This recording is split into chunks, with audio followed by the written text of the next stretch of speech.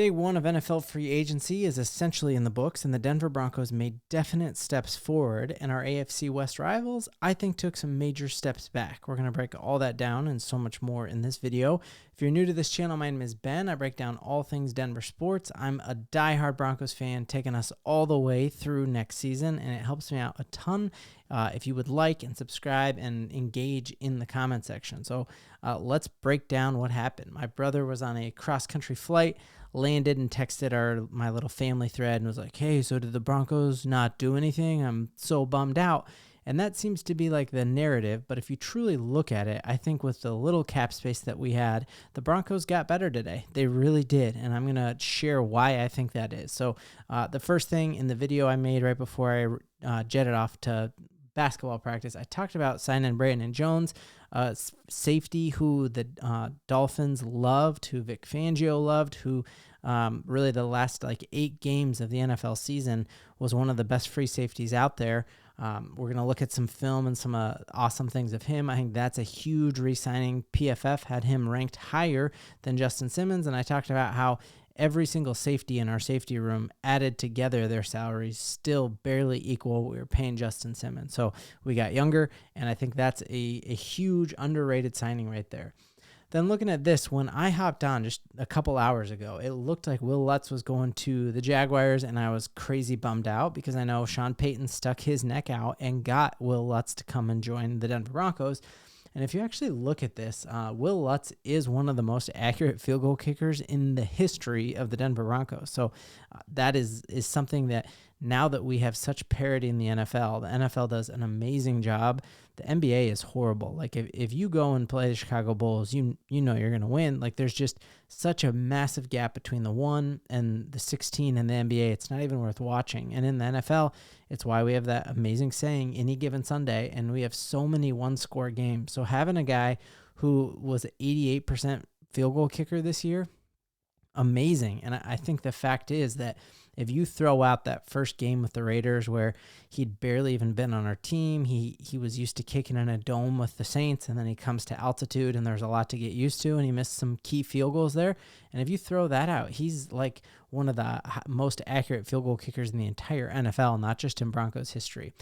Notably on this, you look at Brandon McManus, who Will Lutz looked like he was about to go replace with the Jaguars. Brandon McManus had that amazing run going to the Super Bowl where our last 3 games and then all through the playoffs, I don't think he missed a field goal. So that doesn't count this, but Will Lutz, an incredible kicker, and I think it's just a testament to him believing in Sean Payton, him believing in the Broncos over the Jaguars, even though the Jaguars seem to make a lot of splashes today. They went out and got some dudes, and it's cool that he would pick being here without knowing our quarterback situation over being in Jacksonville, who has the once-in-a-generation talent in Trevor Lawrence, who we've talked about, I don't think is that great. So we got Will Lutz. Then taking a look here, I did not compile these highlights, but just some really cool highlights here of what we have under with our new safety. Looking at him, he can blitz, right? There's strip sack there. Mac Jones is awesome. Knowing that he's going to be playing that free safety role. So I'm guessing most of the sacks this year at the safety position are going to be coming from PJ Locke, not from him. We expect him to fill in for Justin Simmons, so he'll be playing the free safety, not the strong safety. I think PJ Locke was an incredible strong safety and way more suited for that. But at 6'1" and crazy fast, Brandon Jones is going to be a formidable free safety. So just watch here in coverage. Watch him flip his hips. We talk about having those fluid hips. Watch him switch direction, boom, boom, boom, close out, and Mac Jones throw, so there wasn't a ton on it, but I just love that recovery speed right there. Amazing. Now watching him here against some talent, the Vikings had some great playmakers with an amazing tight end, with some great receivers as well, and just watching him here come up and help there in that zone defense, cause an incompletion there. That's awesome. And again here against the Philadelphia Eagles, does not bite on the play action. Look, he's roaming there, roaming. Boom, just a nice little pick there. Awesome. Feeling good about that, and just seeing he's got some moves after the interception. Justin Simmons did as well. And again, I don't want to say that I'm happy to see Simmons go, but I love that we filled in with youth and saving some money. Again, another play here. This is against the Jets. and you see throwing off your back foot against him, not advisable. He covers a ton of ground. You watch him go hash mark to hash mark. And then this last little clip in here I loved was against the Bills, who, if the Broncos keep pushing at it, we're going to have to play the Bills sometimes this year. And here he is in the red zone, and you just see him lined up here in space, and that you can see that he can close. You got Cook, and we remember Cook is a quick dude, and you just see him not even hesitate and drop Cook in the backfield on a crucial down there. So I'm thrilled that we ended up with him. I think that is a steal for the Denver Broncos to have him at the deal that we got him in. Excited to see how that goes.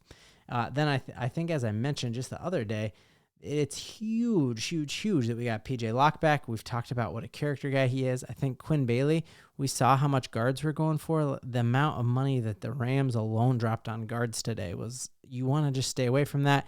And Bandy is a potential slot receiver that we've seen bounce around the league. And it seems like Lombardi, who had him with the Chargers, was a huge fan of him. And we'll see.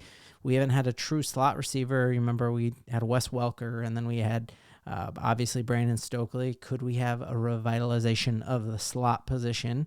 We know that wasn't Russ's strength, but Russell Wilson is now a Pittsburgh Steeler, and so we are going to need some slot production. So I think that is pretty exciting. Then we talk about our AFC. It's good that we improved in free agency, but what happened to our rivals? What happened to the teams that we have to play over and over? We saw the Kansas City Chiefs had to franchise tag Snead, meaning they're paying him as a top corner. They're paying Patrick Mahomes, who's one of the top paid quarterbacks in the league. They pay Kelsey, who's one of the top paid tight ends. They just signed a massive deal with Chris Jones at defensive tackle.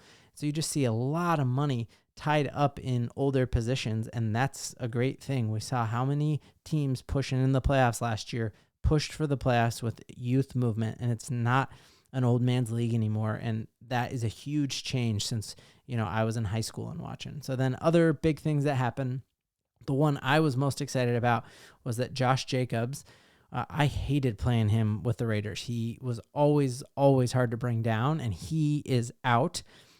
They also lost one of their top offensive linemen, who wasn't just like a good offensive lineman. He was a great one. I think I got that right here. That he only had pressure on 3%. 3 of his 83 pass rushes he gave up. So he was and you remember, like, we did not have a good job pressuring the ball when we played the Raiders twice. And so I think that's a huge move that they lost him. Then the Raiders, this is also good news for us at the 12th pick. The Raiders also seem to have made a move at the quarterback position. We'd heard rumors like, are they going to bring Garoppolo? Are they going to make a move for Fields? What are they going to do? It seems like they are going all in on Minshew mania, and they're giving Minshew a big 2-year deal and big money, not like we threw Stidham big money. And so that makes me feel like they aren't going to try to jump us to try to pick a Bo Nix or a J.J. McCarthy. They think they're going to run it here. The bad news, I guess, would be Christian Wilkins, everyone was saying was the best defensive tackle in football, other than like Aaron Donald, but that he was one of the best free agents on the market, and they did sign him. I think that could particularly be nerve-wracking when you pair that with the fact that the big guy we let get away was Lloyd Cushenberry. PFF had him as a really highly ranked center. He ended up like setting the mark for highest paid centers in the NFL now. And obviously we're paying McGlinchey high and Garrett Bowles high. And we got Quinn Meinerz coming up and all that. So you can't pay everyone on your offensive line top dollar. So we had to let him go. So I don't love the fact that now you got Max Crosby on one side, who's going to take a double team.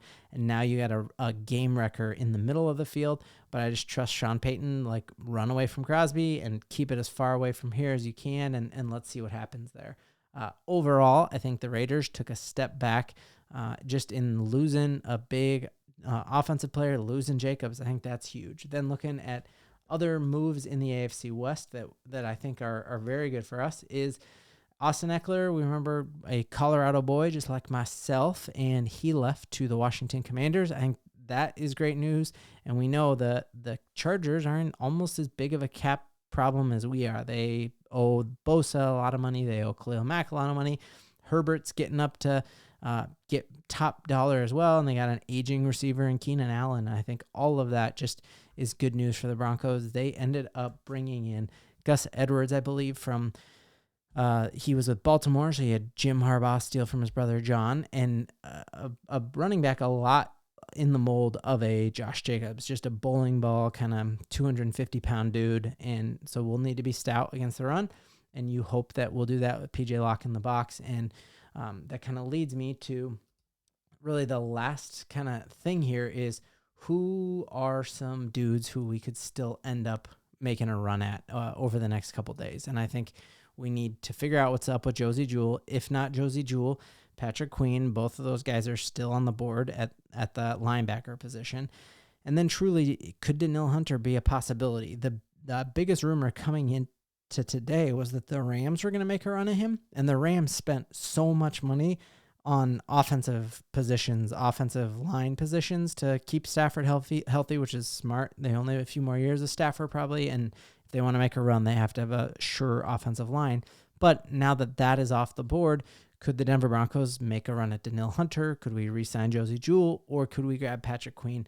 All of that will be very, very interesting. And then the last thing, I think we had good news today in general for that 12th overall draft pick, because either we're going to have a great player fall to us at 12, or the future franchise quarterback for the Denver Broncos could fall to us at 12 without drafting up.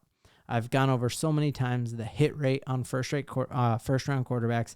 I don't feel comfortable in a competitive reset like we're doing, trading a bunch of draft capital to go get a quarterback that's a 36% hit rate. If J.J. McCarthy or Bo Nix or Michael Penix, whichever one of those Sean Payton is in love with, like I almost want him to write it down on a piece of paper and fold it and like give it to a trusted source, and then they open it and it's like, if and only if that dude is still on the board at 12, we'll let you draft him. I don't want you all of a sudden being like, he really loves JJ, but Bo Nix is available. Oh, let's get Nix. Like, I want it to truly be the guy we want, and let's hope he falls to us. But looking at this, we're going to have Jaden and Caleb and Drake May go in these top three. Then we're going to have the Marvin Harrison Jr. go to the Cardinals. Are the Chargers going to take a tackle? Are the Chargers going, if you look at Jim Harbaugh wanting to run in the ball, that would be my prediction. They're going to take a tackle. The Giants interviewed Russell Wilson as a backup to Daniel Jones, which makes me feel like they're going to run with Daniel Jones at least one more year. Titans are going to go with Levis. Falcons just signed a 4-year, $100 million guaranteed deal with Cousins, so they will not get a quarterback. That would be like us drafting a quarterback the year after we brought Russ in. That's not going to happen. The Bears would have gotten their quarterback at 1. Jets are going to roll with Aaron Rodgers, and so then truly, let's hope Minnesota Vikings make a deal for Justin Fields, and if that happens, whoever the Denver Broncos want, and we wrote down on a piece of paper, could be here at 12. And if not, I think Brock Bowers or an amazing tight end is going to be there. So I think the future is very bright in Denver. I'm appreciating all of the comments and learning with you and being on this ride with you. Broncos country, let's giddy up.